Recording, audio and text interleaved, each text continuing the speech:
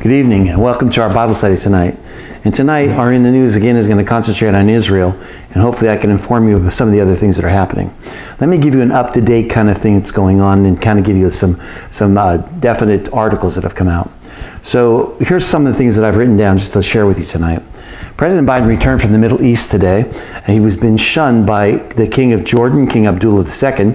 He's been shunned by Muhammad Abbas, the Palestinian president, and he's been shunned by the Egyptian president, Abdel el-Sisi, because of misinformation that Israel bombed a Gaza hospital where over 500 people were killed. But it's propaganda. Israel and the U.S. State Department have confirmed it was an Islamic Jihad, which, by the way, are the kind of sister group of Hamas, an Islamic Jihad failed missile that was launched mere yards from where the hospital is. So nonetheless, the Middle East and Arabs and Muslim populations are in an uproar in dozens of Islamic countries. You can see it on the news. Unfortunately, that's all you see sometimes. Even though they're in an uproar, we shouldn't be surprised by that.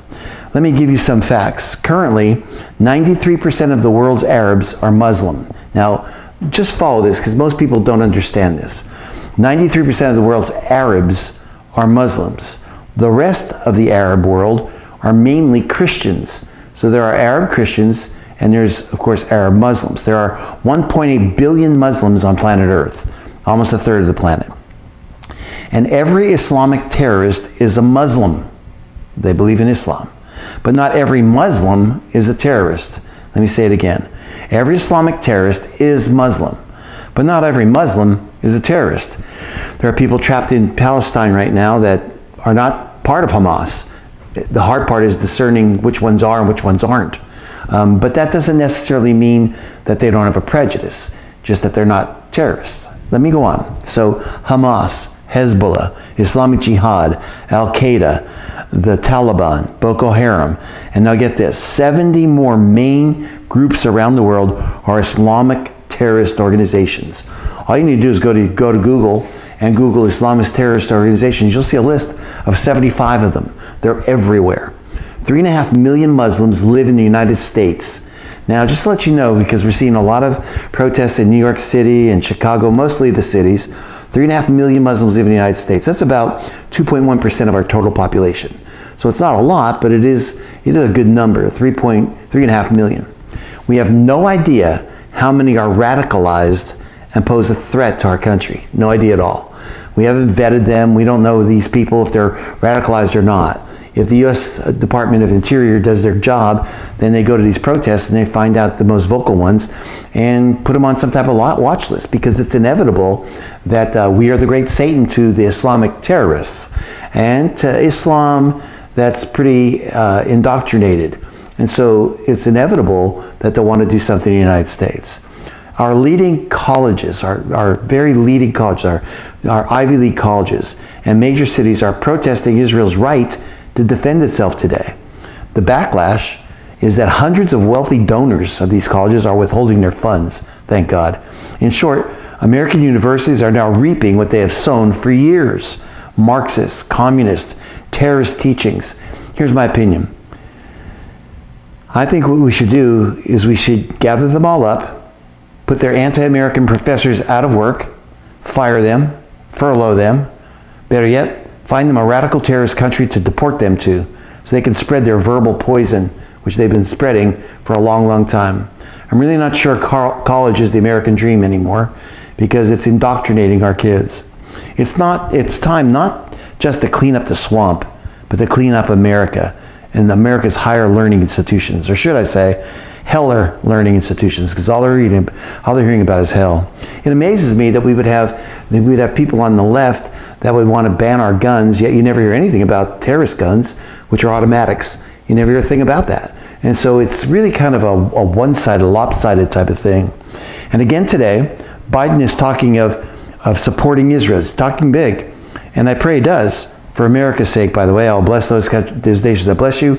I will curse those that curse you. But he's avoiding the Iran question. He and his former boss, Barack Obama, have enabled and emboldened Iran. Make no mistake about it. This is a result of Iran getting a pass from America. Hamas, Hezbollah, Islamic Jihad would be nothing without Iran's direct monetary and military support. It is America's fault in not stopping the leading terrorist nation in the world, Iran. Tonight I will read specific articles from this week to bring you up to date on what's going on concerning Israel around the world and anti-Semitism. But before I do this, I want to remind you that Arab Islamic terrorists, I want to remind you about them. And here is the kicker. Arabs, Islamic and others, there's Christian Arabs, and Jews are both Semitic people. So when somebody says anti-Semitism, it's kind of ridiculous to me because Arabs, Muslims are Semites. How do I figure that? Well, because both Jews and Arabs speak a Semitic language. Here is the family tree. There's Abraham. He has 2 sons. Isaac is the promised son, and Ishmael. Ishmael is the son of Hagar. Not the promised son. Of course, Isaac goes on to have Esau and Jacob, and from Esau and Ishmael come the Arabs, and from Jacob come the Jews. They are both Semitic. Let me give you the lineage this way. So you have Abraham, look at the red line, Isaac, Jacob, whose name was changed to Israel. He has certain sons. Joseph comes one of them. The 2 sons, Ephraim and Manasseh. That's the house of Israel today. They've been dispersed. This side is the house of Judah from Benjamin. But you look over here from Abraham, go to the left, Ishmael is cast out. And so Ishmael's sons are the Arabs. They're the Islamists. And so Islam didn't happen until 632 AD. Now, let me give you another prophetic insight.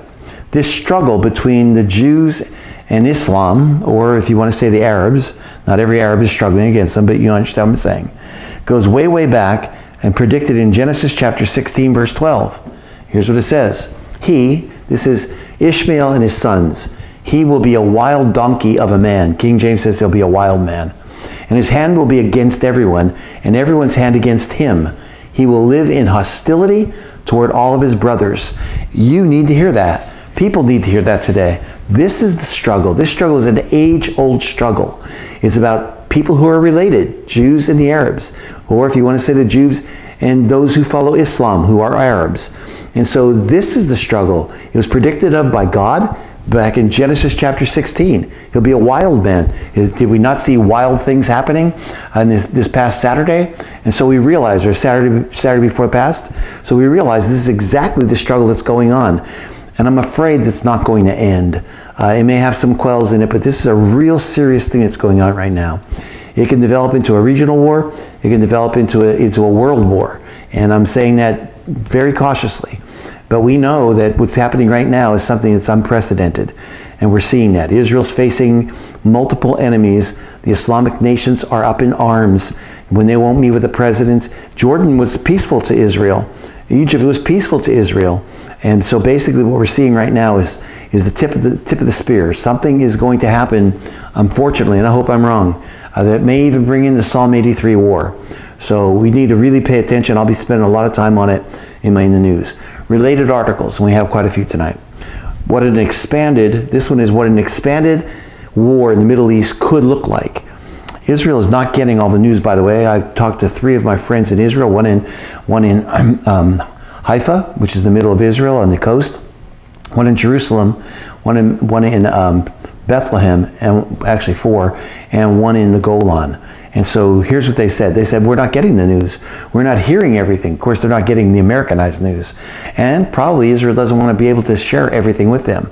But this is something I picked up. It was in the Jerusalem News Syndicate, and it happened several months ago before any of this fighting. Listen to how prophetic this thing is. And it didn't really have a lot of circulation, but it says this. This man's writing it, the editor. He says, a source I've known for years, an expatriate from the Middle East, a supporter of Israel who lives in Europe and is in continuous contact with people in Iran and Iraq, conveyed to me their assessment, I believe, that Iran plans to launch a combined attack on Israel in the foreseeable future that will include all the forces at its disposal in several Arab countries. Remember, this was written before this ever happened, before any of the skirmishes that happened two Saturdays ago. He goes on to say this. In Lebanon, Hezbollah and Hamas, with many thousands of missiles, some of them precision-guided and UAVs. In Syria, 17 armed and ready combat units, militias, and he names them: Fatimian, Zibuyan, Nujaba, Hezbollah, Abu al-Thadi Brigade, Asa Abba al-Haq, Khorassani Brigade, and many more. Iran has transferred a very large number of missiles and UAVs to Syria, and these are ready to be launched. In Iraq, dozens of militias armed with missiles and UAVs. In Yemen, the Houthis, who have Iranian long-range missiles and UAVs capable of reaching Israel. In Gaza, Hamas and the Palestinian Islamic Jihad, again remember, before anything broke out, with missiles capable of disabling the Israeli Defense Forces and Israeli Air Force bases. And here's what's really amazing. He says, here's what could possibly happen. Under the pretext of the duty of the Muslim world to save the Al-Aqsa Mosque. Remember I told you about this? That's the main thing. The Al-Aqsa Mosque that's sitting on the 35-acre site, the Kotel, the Temple Mount, from Israeli occupation and oppression. He says Iran will conduct, here's what he thinks, a staged, comprehensive, integrated, and coordinated attack against Israel. The first phase will be a shower of missiles and UAVs from all the aforementioned arenas together. He's talking about Hezbollah and Hamas, the Golan and Gaza. The Iranian estimate is that the stock of Iron Dome interceptors will run out within 2 to 3 hours, after which the Israeli skies will be opened and the Air Force degraded or grounded. The first phase, the aerial one, will be accompanied by a cyber attack on Israeli infrastructure systems. After a full day of cyber attack and a rain of missiles and UAVs on military bases and civilian infrastructures, the second phase will begin. This will be a coordinated ground attack from Lebanon, Syria, and Gaza by infantry forces mounted on dirt bikes and ATVs and equipped with anti-tank weapons that will attack Israel ground forces in order to reach Jewish settlements as quickly as possible. Now, if he knew this from somebody that he knew had people inside, around, and Iraq, that's exactly what happened in Gaza. It hasn't happened through Hamas and Lebanon yet, but that's exactly what happened. They breached the wall in Gaza, they breached the fence, and they came in with ATVs and with trucks and had a ground attack on Jewish settlements. He goes on to say, IDF reinforcements will not arrive in time to the various fronts, and they didn't, by the way, and the regular force will collapse within hours in the face of a ground assault. He's talking about all of them together, as happened in the Suez Canal and the Golan Heights during the Yom Kippur 1973 war. The invasion of ground forces from Syria, Lebanon, and Gaza will focus on Israeli settlements. So he's saying it combined. It hasn't happened yet, but we've had one branch of it, with the aim of demoralizing the Islamic public. It's the reason why they're not getting all the news, and forcing the government to surrender in order to save the lives of the many Israeli civilians who will be captured by the Arab and Iranian militias. That's what's happened. Over 200 of them right now. I heard a report today there may be up to 500 Americans living in Palestine.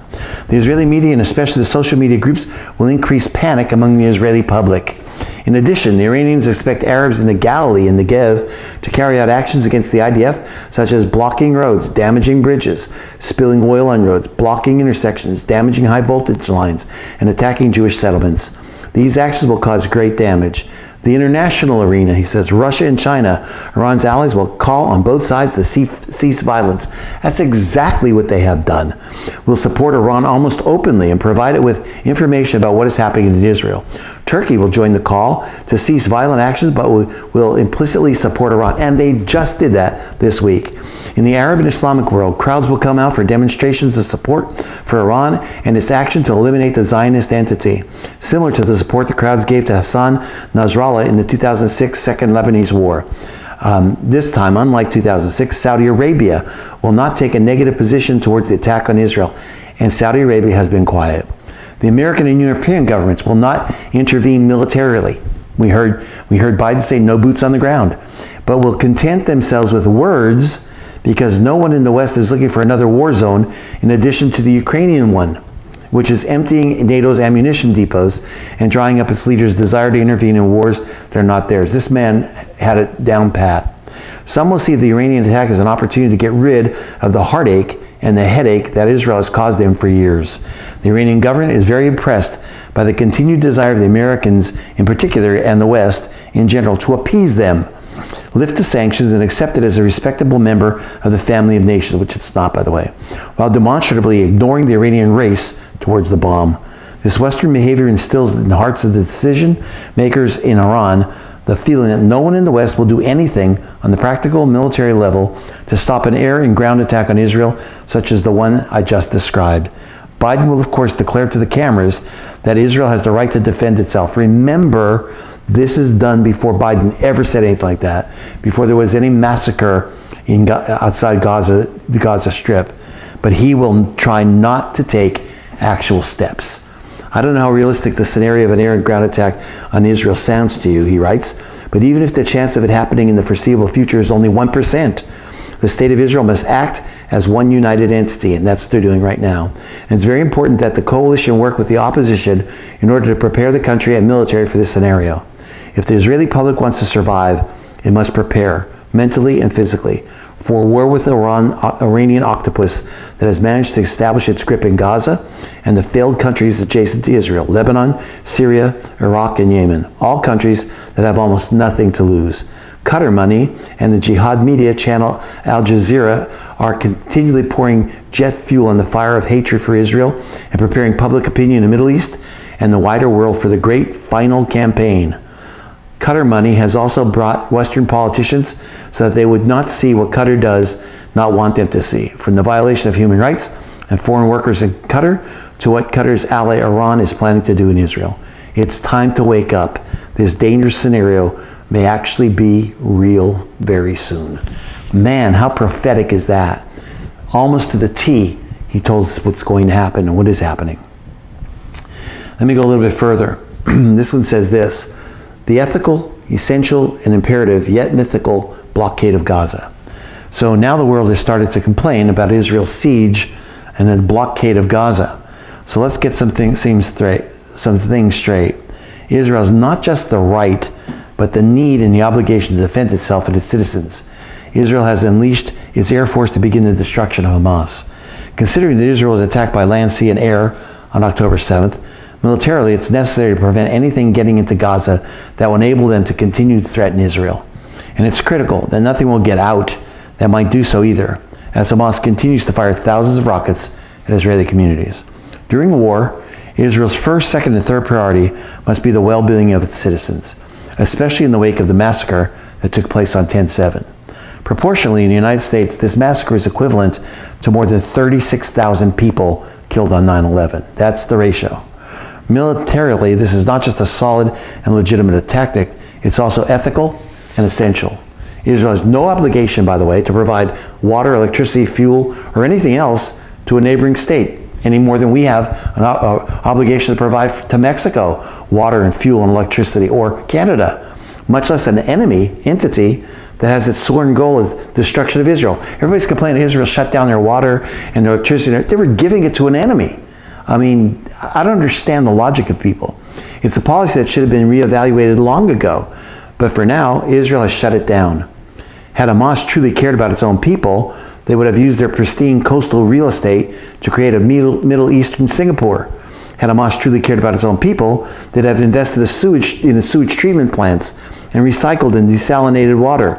They would have set up solar energy fields to power it all. Rather, they've stockpiled weapons, mastered smuggling, and built a vast terror infrastructure. They've absconded with billions of international funds intended to help the people whose lives they trample upon. Hamas built the equivalent of a city under the homes of millions of Gazan Palestinian Arabs, a network of terror tunnels and bunkers to smuggle weapons, terrorists, and even human trafficking for the well-being of the terrorists, to command this as a launching pad for terrorist attacks like what they did on 10/7. Hamas could have stockpiled thousands of pounds of food, tons of food, medical equipment, and water, just as they were planning this attack for months, but they did not. One can feel bad for Gazan Palestinian Arabs. Indeed, they were hijacked in a bloody coup against the PLO, a competing terror organization, and have lived under the heel of this evil Islamic group since 2007. While contrary to any possibility of a surprise attack and giving terrorists the opportunity to flee with the civilians, Israel has dropped flyers, millions upon millions of flyers, and broadcast in Arabic, telling Gazans to evacuate and what the safe evacuation routes are. Yet today, Hamas is physically blocking Gazan Palestinian Arabs from fleeing from areas that Israel has warned them to leave, doubling down on the war crime that they have been committing for years. You cannot put civilians in a war. You can't use them as human shields. It's a war crime. Why is nobody protesting this blockade? But as bad as one may feel for the average Gazan Palestinian Arab, they're also complacent, if not complicit as well. At any time since 2007, Gaza and Palestinian Arabs could have ousted Hamas and taken control of the society. They could have risen up and expelled Hamas and Islamic Jihad and created a society and a culture to be proud of, not one of extremist Islamic hate, evil personified. It would have been bloody, but they haven't, and they are culpable. Their blood is on their own hands. It must be emphasized that recent polls by respected Arab pollsters show that 57% of Gazan Palestinians supporting Hamas, 57% support it. Blaming Israel for all the woes of Gazan Palestinian Arabs might feel good to Israel haters, looking for any opportunity to criticize and blame Israel for any problem, real or fabricated. Yet it's false and it's dishonest. It does not place sole responsibility for the well-being of Gazan Palestinians where it belongs, on Hamas. People who live in terrorist houses should not throw grenades or fire rockets or slaughter, rape, burn alive, behead, or kidnap and hold hostage innocent civilians from babies to elderly women. This is in America. Americans see through the pro-Hamas narrative on Israel war for now. So although some left-leaning organizations and college campuses have gained attention by supporting Palestine and even Hamas, most Americans say they see Hamas as the aggressor and think the U.S. should side with Israel. 53% of Americans support Israel in the conflict, while a quarter, 25%, said America should support neither Hamas nor Israel, and another 16% said they weren't sure. Only 6% said the U.S. should support the Palestinian groups. Pollsters asked this. In fact, it was the Palestinian group Hamas who attacked Israel. How important is it for the United States to help Israel defend itself? The vast majority of Americans, almost 70%, said it was either very important or 38% somewhat important. Pollsters noted that in exchange for the release of 5 U.S. prisoners, $6 billion was released to Iran. Did the release of that money play a significant role in launching the attack on Israel? They asked the people in the poll. Many respondents, 45%, said absolutely yes, while only 17% said no. 40-some% said they were unsure. So what we're seeing in America is we're seeing right now, the majority is standing by Israel. But again, remember, you have a very biased news media. And even though they've started to support Israel because of the massacre, as things happen, they're going to start turning. And I promise you they will. And they will turn Americans because Americans believe their news. So some chapters of the American group Black Lives Matter have expressed support for Hamas after the attacks. Black Lives Matter Chicago posted an image of a paratrooper with a Palestinian flag captioned, "I stand with Palestine." I have my own opinion here. BLM should stand for Babies Lives Matter because they obviously don't care. And as we go further on that, let me just tell you this. Ilhan Omar, congressional Democrat from Minneapolis, was spreading more disinformation. She was caught over the weekend spreading disinformation, or actually an absolute lie, about the war that the Hamas terrorists launched against Israel a week ago. Omar's response to the massacre by Hamas terrorists, killing innocent civilian non-combatants, including children, was to post an image of children dead, wrapped in white, lying on the floor. She reposted the image from Sulaiman Ahmed, who said child genocide in Palestine and 614 Palestinian children murdered by Israel IDF forces. Well, the problem was it wasn't true. The image was of children who were killed, but not by the IDF. These were children killed by a sarin nerve gas attack in 2013 by Bashar al-Assad, the dictator of Syria.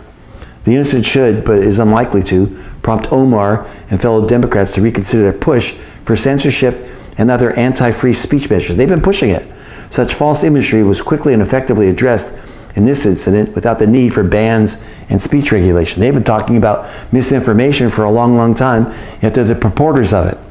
The incident shows that free speech allows us for its own dysfunction and disinfectant. Bad speech is countered by better speech, as public judges what is true and what is false. The New York Post, which posted Omar's propaganda image, said her gruesome and false ex-post Saturday came after her fellow Democrat socialist, Representative Alexandria Ocasio-Cortez, warned the public about the incredibly high level of misinformation on a platform concerning the Israeli-Hamas war. Well, part of her squad was the one that was part of the misinformation. The American Israel Public Affairs Committee called Omar out with It's spreading dangerous information, blaming Israel for killing kids who were killed by Assad in Syria 10 years ago.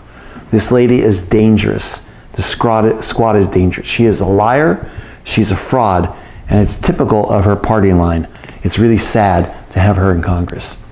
This is the image. Oh, by the way, that was her post.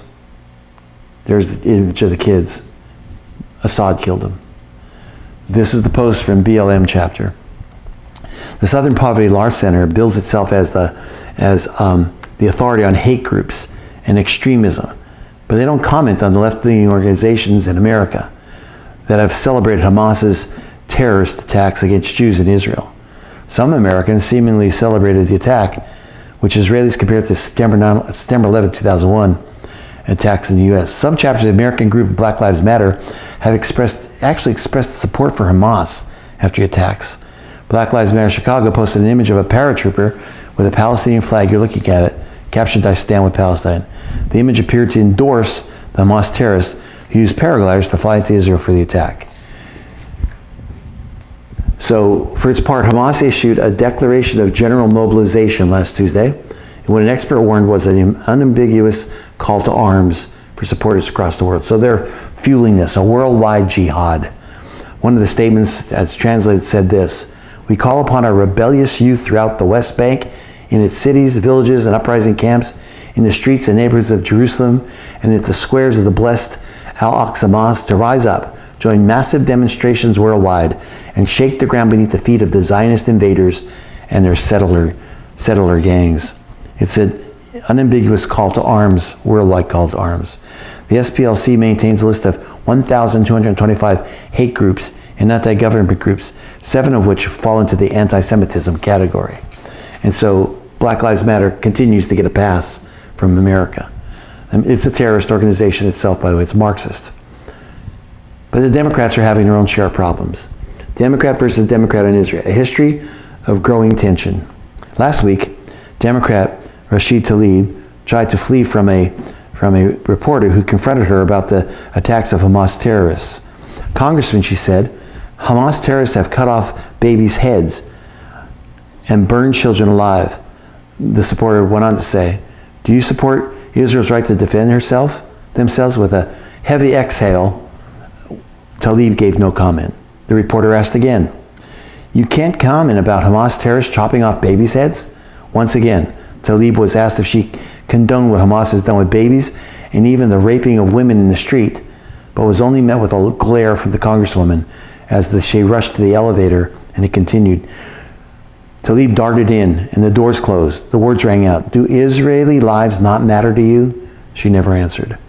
This behavior, experts say, reflects Tlaib's known history of anti-Semitism.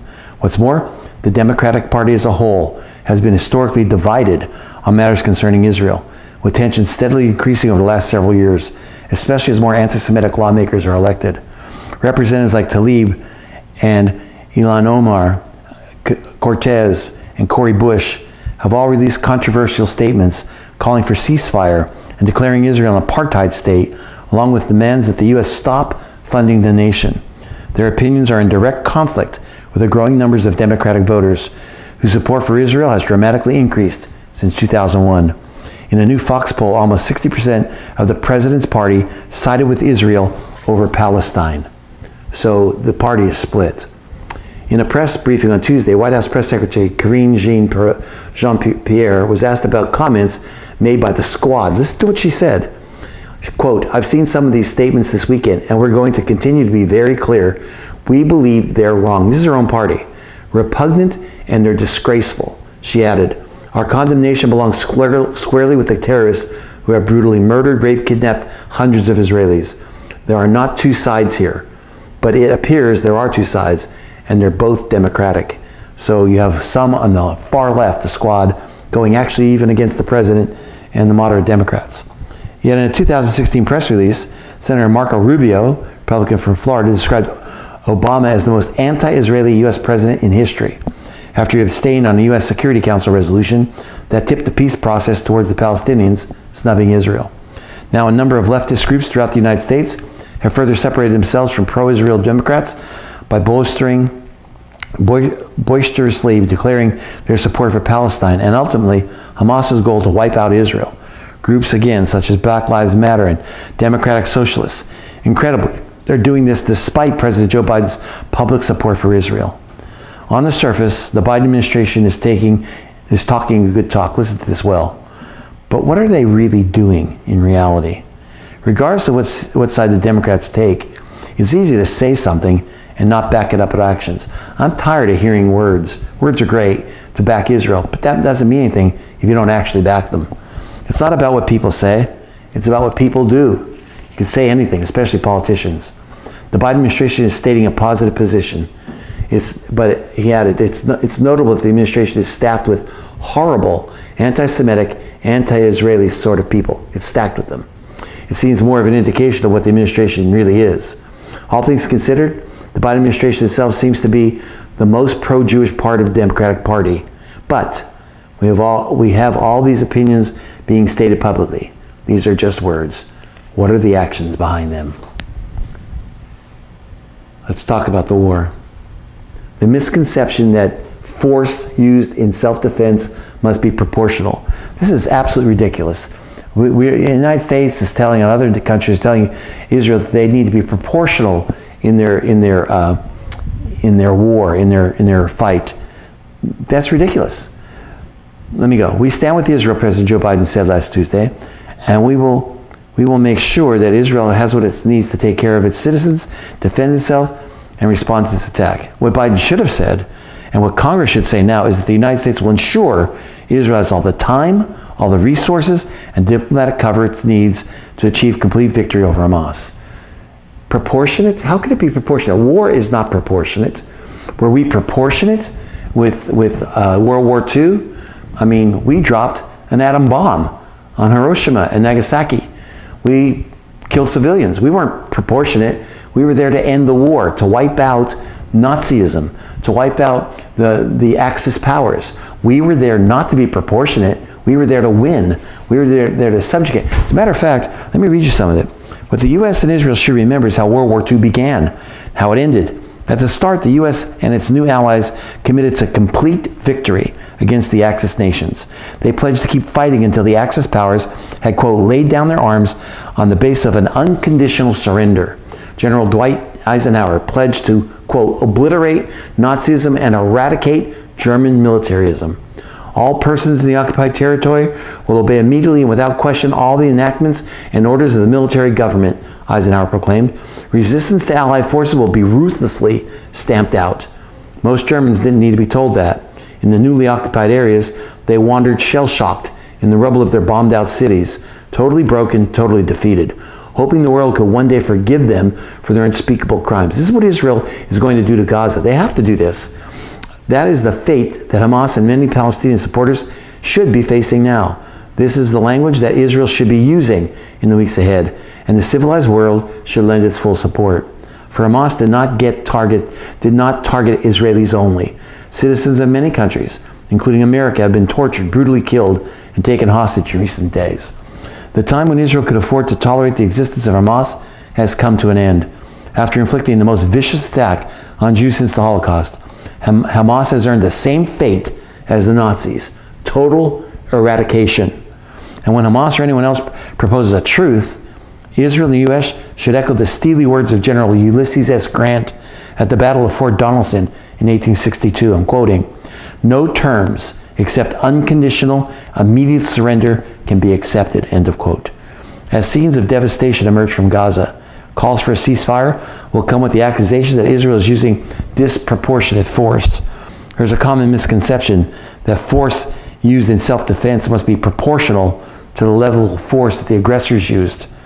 But that would be a preposterous rule, as essentially would make it illegal to achieve a decisive victory in a war started by somebody else, such as World War II.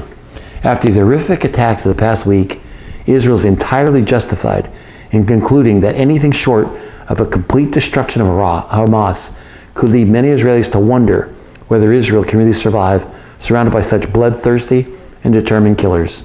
Israel cannot let those doubts fester. Just as the Allies did in the start of World War II, it has every right to seek the unconditional surrender or complete destruction of Hamas, and it must. Israel has an obligation to avoid civilian casualties that are avoidable, but it is Hamas, not Israel, that fights with wanton disregard for Palestinian life. From inside schools, next to hospitals, as we've seen, Hamas has spent years launching indiscriminate missile attacks against Israel, a war crime against both Israel's citizens and its own citizens.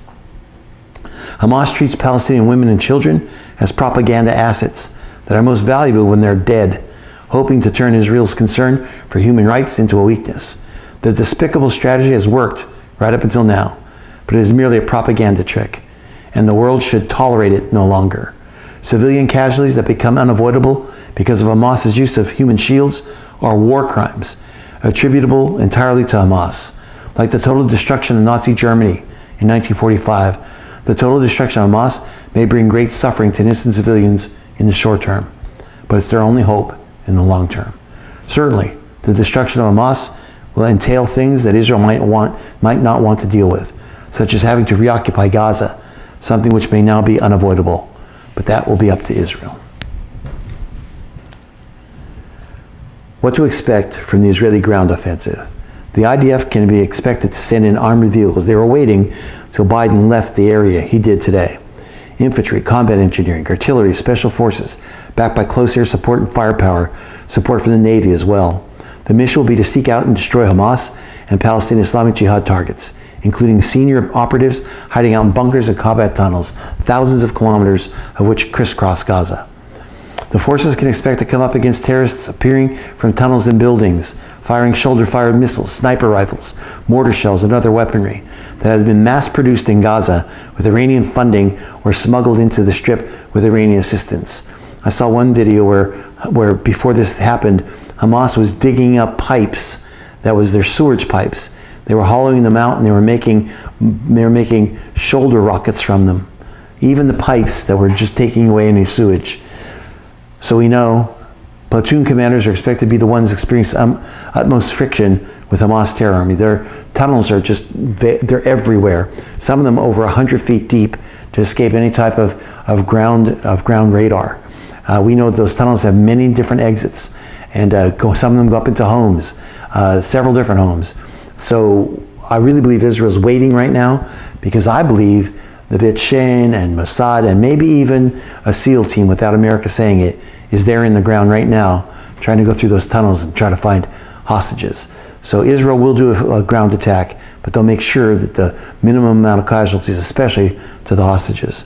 The IDF will likely be counting on the Trophy Active Protection System, installed its Merkava 4 tanks to provide support for the armor, and on its combat network to detect and share new enemy targets in seconds, enabling rapid fire on those targets. Israeli Air Force has continued large-scale strikes against senior operatives and terror infrastructure in the Gaza Strip with the assistance of the Israeli security agency, Shin Bet, and has killed the commander of Hamas's Nukba forces in southern Khanis Yunis, who was responsible for the Kibbutzim Nirim massacre, the IDF announced this past Sunday. The IDF also struck 100 military targets in Gaza City so far. The United States has meanwhile deployed a second carrier battle group, the USS Gerald R. Ford, which will join the USS Eisenhower group already off Israel's coast, days after a U.S. cargo plane landed at Nevatim Air Force Base in the south with munitions supplied for the IDF. So let me tell you what I think. America has its battleships there to scare Hezbollah and Iran. I'm not sure they'd give the command to fire on them if Hezbollah should fire, but that's exactly what should happen. Which leads me to prophecy in this. Will Israel soon fulfill prophecy and turn Damascus into a pile of rubble? Now, you've been hearing me talk about prophecy, especially last week. I think we were told over 20,000 people have watched that video, and I'm sure there'll be a lot watching today. So I want to give you some more support for what the Bible says. As soon as Israel sends troops into Gaza, a chain of reactions and events will begin which nobody's going to be able to control. I believe that one of those events will be Hezbollah attacking Israel from the north. There is no way that Hezbollah will sit by and watch Hamas be wiped out by the IDF.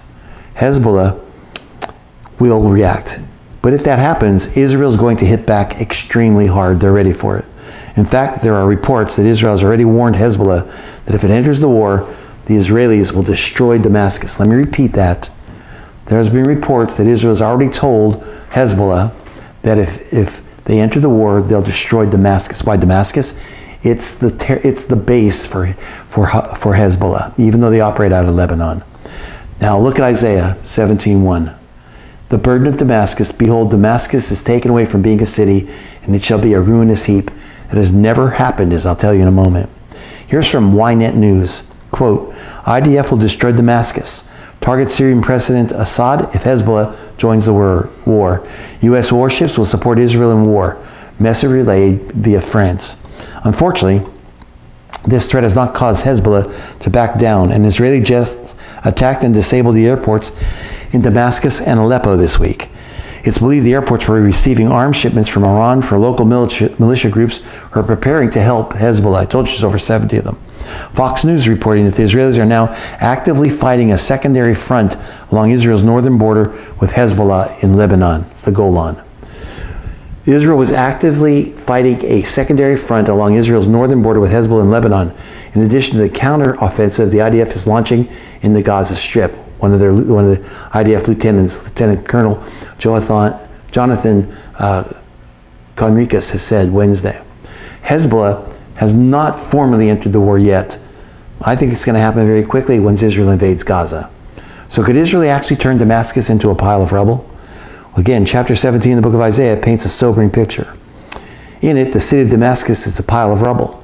The Bible says it will disappear from the face of the earth and become a heap of ruins. At the same time, large parts of northern Israel will also lay in ruin.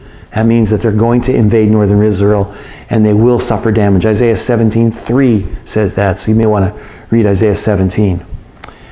Now, before you say this prophecy was fulfilled during the Old Testament times, keep this in mind. This passage says Damascus will cease to be a city. It'll be utterly and completely destroyed. Yet Damascus is one of the oldest continuously inhabited cities on record. Its history goes back more than 5,000 years. At 2,600 years old, the book of Isaiah itself is new compared to Damascus. This prophecy has never been fulfilled. It's yet to be fulfilled. How interesting it is that this week, Israel is threatened to do exactly what the Bible predicts, to destroy Damascus. Man, if you don't think you're living in the last days, you are. The IDF is not messing around. Brigadier General Omar Tischler, the Israeli Air Force Chief of Staff, says fighter jets are striking the Gaza Strip on an unprecedented scale because what happened here is something that never happened before. There's an enemy here firing rockets, raiding a civilian population, Tischler says in a call to reporters. We are never going back to that, he says. So far, a whopping 2,687 targets inside Gaza have been hit from Saturday to this past Tuesday. According to the data, 1,329 of the targets are multi-story buildings containing Hamas assets, including war rooms where the terror group manages the fighting against Israel. One of those targets was the Islamic University of Gaza. It was a central training center, and now it's become completely destroyed. The military says fighter jets targeted the campus located in Gaza City. Yoav Gallant, Israel's defense minister, said all restraints on fighters have been released and promised an intensification of fighting. In the past, Israel was always so careful to avoid collateral damage when it would conduct attacks in Gaza. But now, Israeli defense minister says there will be no holding back. Quote, we started the offensive from the air. Later on, we will also come from the ground. We've been controlling the area since day 2, and we're on the offensive. It will only intensify.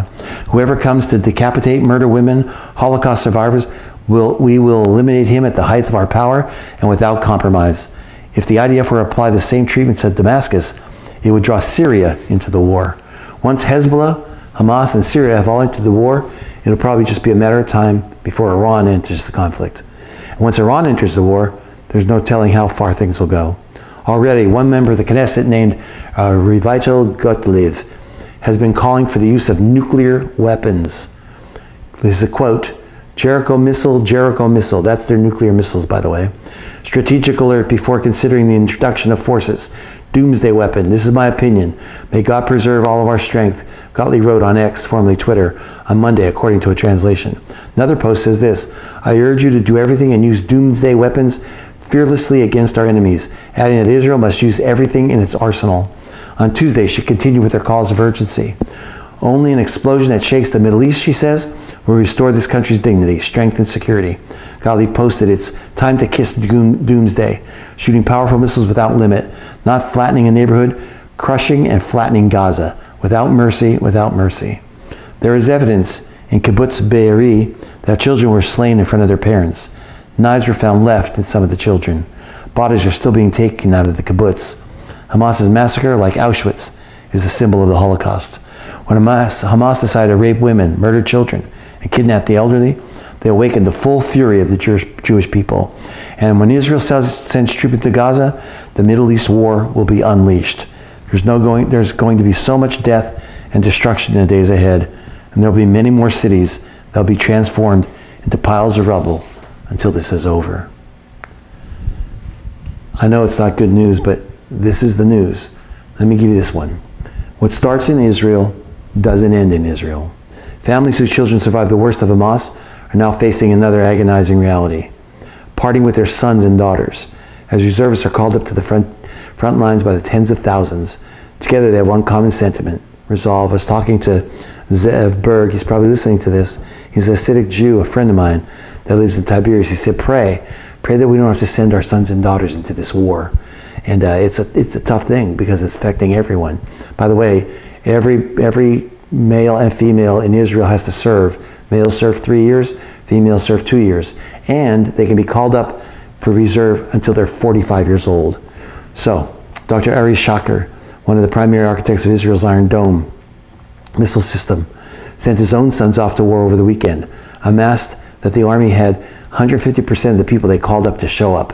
More than they called up, 50% more showed up. What's unbelievable, he said, is that we were a country that for the last part of a year was fraying. Many people felt that we were on the verge of a civil war. The government was trying to pass laws that would change judicial reform laws, and there was an outcry. People were saying we're not going to do reserve duty anymore. But after Saturday's atrocities, all of that was thrown aside. He said, I took my son to the enlisting point and it was crowded. There were thousands of cars. There was nowhere to park. He said, I was walking to the center with my sons and there were throngs of people. Every type of Israeli, the Orthodox, the non-Orthodox, people with side locks, people that were bald, people that had tattoos. They were all going to sign up for the reserves and be taken in. There's just been an onslaught of Israelis inundating the troops with supplies. Israelis are bringing troops all kinds of supplies. One lawmaker said, and we're not looking for retribution because you can't ask for retribution for what happened. We're looking to rid the world of Hamas. Like Carolyn Glick, Middle East expert, journalist, political advisor, former officer in the Israeli Defense Forces, says she's been grateful to see the United States step up and have Israel's back in an effort. But what concerned her and several other Israelis are the powerful pro-Palestinian voices inside the White House. Listen. Just the day before Hamas attack, Secretary of State Tony Blinken approved another $75 million in aid to the Palestinians. And advancing the cause of the Palestinians against Israel has been a central focus of the Biden administration. People like Hadi Amir, who's the presidential envoy to the Palestinians, has a long history of supporting Palestinian terrorists against Israel. And he has a very senior position in the Biden administration, as does the Director of Intelligence and the National Security Council, Maher Bitar, and other very key people who are responsible for implementing President Biden's Middle East policies and the National Security Council in the White House and in the State Department, among other places. The U.S. and Biden has continued to downplay Iran's role in the massacre. Biden is so far strong in language supporting Israel, but he has to start focusing on Iran's involvement. And that means recognizing that Hamas is a proxy of Iran, as is Hezbollah and Islamic Jihad, and that Iran is directing this entire thing. They ordered the strikes, they're paying for them. They're providing all the ammunition and everything that Hamas needs. 93% of Hamas's budget percent of Hamas is paid for by Iran. The regime cannot be appeased by Biden. It has to be pushed back to such a degree that they won't ever try this again. In the end, Glick emphasized, this is not just about Israelis. It's very important for our friends abroad to understand that this war starts in Israel, but it won't end with Israel. What started with Jews doesn't end with Jews. Excuse me. The United States knows what jihad is, even if it pretends it away. And if we don't defeat the forces of jihad led by Iran, here, they'll be at your doorsteps tomorrow. Lastly, I want to give you this. I have a different type of chart here, the pure prophecy, prophetic points to ponder. 3 end-of-the-world warning signs as events suggest Messiah prophecy is coming true. Unusual happenings have sparked claims that the end of times, the end of the world is near, with 3 occurrences linked to Bible prophecies and Messiah. The first one of these prophecies is, I've told you before, the birth of the red heifer, first birth of a red heifer in 2,000 years. Claims stating, they're stating that the red heifer has been born in Israel, with the Temple Institute announcing the birth on YouTube. The creature features in end-time tales with the birth and sacrifice of the red cow said to precede the construction of the third temple. It's in the Jewish faith. The building of this temple is set to take place before the coming of the Jewish Messiah, with the 2 previous temples destroyed according to Orthodox Judaism beliefs. The goal is to build the third temple on Mount Moriah in the Temple Mount, with the Temple Institute as well with organizations setting out this plan.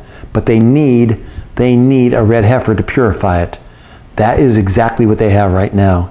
Number 2, fish have been spotted in the Dead Sea. This is absolutely unbelievable. I've been going to the Dead Sea for years. It has no life at all, had no life. The Dead Sea's high salinity means that fish are prevented from living in it. However, recent reports suggest that marine life has been spotted in the sinkholes within the Dead Sea, with scientists saying that these areas are rapidly filling with fish and other forms of life. This shocking sight is unusual, with Israel photojournalist Noren Beedon said the body of water is anything but dead, telling Breaking News Israel that it's the 8th wonder of the world. The photographer reported that the fish can be seen in the sinkholes as well as growing vegetation. I don't know if you can see it from this picture, but those little light spots are all fish that are in the Dead Sea. Priests and the prophet Ezekiel, who appeared in the Old Testament, stated that the Dead Sea would flourish ahead of the end times. According to Ezekiel 7, 8, and 9, there shall be a very great multitude of fish, talking about the Dead Sea. The last one is this. This is a snake that has wriggled out of the western wall. The third occurrence saw a snake slither from the stones of Israel's western wall, the Wailing Wall. It caused panic among the worshippers, and video footage was posted online. The clip featured the reptile emerging from Judaism's holiest sites, with the snake scaring away a pigeon as it moved through the area, the Times of Israel reports. The snake slithered out of the wall's stones, likely in an attempt to fatten up for winter, according to Ynet news site. With the video watched by many, some claim that this was a symbol they were living in dangerous times, the times leading up to the coming of Messiah. The occurrence has also been linked to the Bible and the serpent that tempted Adam and Eve in the Garden of Eden. There's that snake that slithered out of the walls. This came just months after a 220-pound boulder fell after dislodging from the western wall, nearly crushing a female worshiper as it dropped. So we are watching a lot of things happen in the news. We are watching a lot of things happen towards the end times. So we will continue to keep you posted in the news. I know that it's very, very upfront in most people's minds right now. I've told people online, pray for Israel. Pray for civilians, innocent civilians on both sides that may end up casualties of this war. And pray that, and if it's prophecy, we can't stop it. But if it gets further, it could definitely be one of the last days' wars. I encourage you again to read Psalm 83, which will tell you about the coalition that is going to come against Israel in the last days.